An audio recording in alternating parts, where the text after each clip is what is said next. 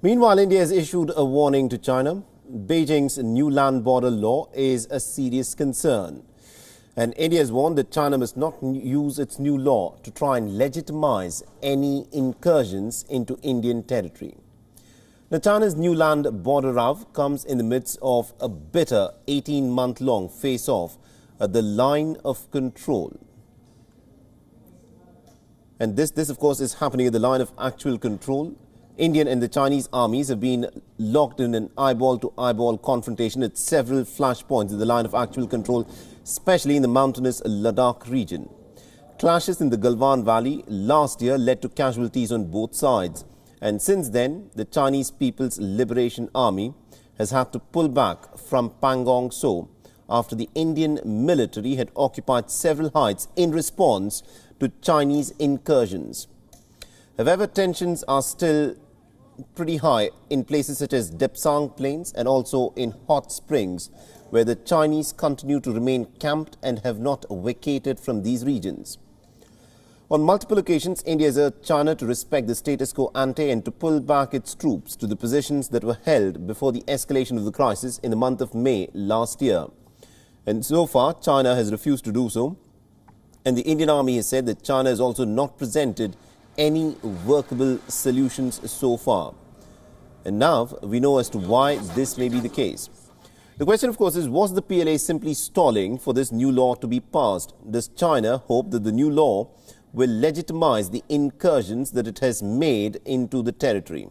Does China believe that India will accept any changes to the status quo, the line of actual control that the Chinese side would make? Now, India will not, of course, accept any of this lying down. The Indian Foreign Ministry has already issued a statement, and I quote, "The Chinese border law has provisions to carry out reorganization of districts of border areas. We expect that China will avoid undertaking action again under the pretext of this new law, which could unilaterally alter the situation in the India-China border areas." So let's try and understand India's concerns in detail and as to what China is trying to do with the line of actual control at several of these pressure points. Firstly, the new Chinese boundary law states that the territorial integrity of China is sacred and inviolable. While every country has the duty to safeguard its territory, the timing of this new law has raised several eyebrows. This development, of course, has come in the midst of the Ladakh standoff, and experts believe that this will, of course, embolden the Chinese military and also give them legal legitimacy to strengthen its positions in disputed areas that the Chinese have actually carried out incursions into. Now, experts also warn that the law aims to legitimize these incursions that are illegal under international law by the PLA and does not leave any room for talks or negotiations. Remember, 13 rounds of talks, that is military-level talks, have been held between the Indian and the Chinese militaries. However, the talks have failed to break the deadlock between the two nations, even though China has been forced to pull back its tanks and heavy equipment from certain regions where it had carried out incursions, such as at Pangong So. Now, another major concern is China's apparent willingness to use civilians to change the situation at the border. Now, the border law, which was passed by the Chinese Legislative Assembly on the 23rd of October, states that China will develop regions along its land borders with India.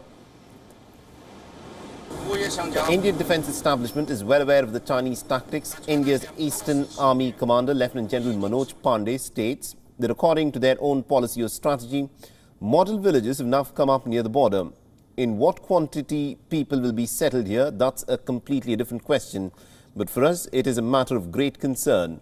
How can they make dual civilian and military use of these facilities and villages? And we have taken note that it is in our operational planning. Similar sentiments have been echoed by retired Lieutenant General of the Indian Army, D.S. Huda.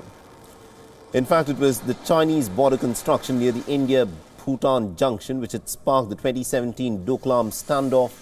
The Chinese military personnel have also violated Bhutan's territorial sovereignty by conducting patrolling on Bhutan's side of the boundary.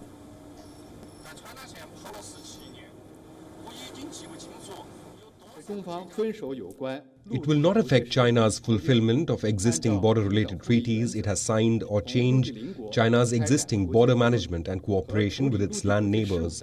nor will it change China's positions and propositions on relevant border-related issues. The Chinese civilians and villages have also been found on the Indian side of the border, especially in places such as Arunachal Pradesh, bordering southern Tibet. Now, India and China share a 3,500-kilometer long border. Most of it is covered in mountainous, inhospitable terrain, and therefore it remains undemarcated. The nuclear-armed neighbours have overlapping claims to large areas of territory along the frontier, and the two countries have also fought a border war back in 1962. This is China's third longest land border after the borders that it shares with Russia and Mongolia. Overall, China shares its 22,000-kilometer long land border with 14 neighbouring nations. These include the nuclear-armed India, Russia and North Korea, and Nepal, Bhutan, Afghanistan, Pakistan, Kazakhstan, Kyrgyzstan, Tajikistan, Mongolia, and even Laos, Myanmar and Vietnam. Needless to say that China has border dispute with practically most of these nations due to what Beijing terms as historical claims to their territories.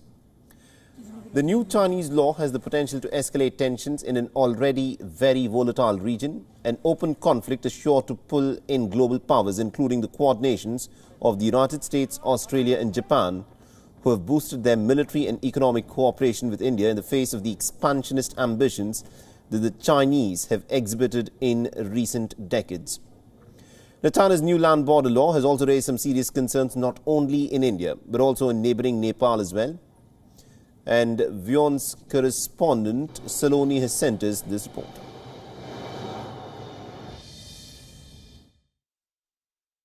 China has now brought a new law to further strengthen its land border security. Experts here in Nepal feel that the Nepalese government should look into this law carefully as it shares border with China. This law will now govern how China guards its land border security and the 14 other countries that it shares border with, including Nepal.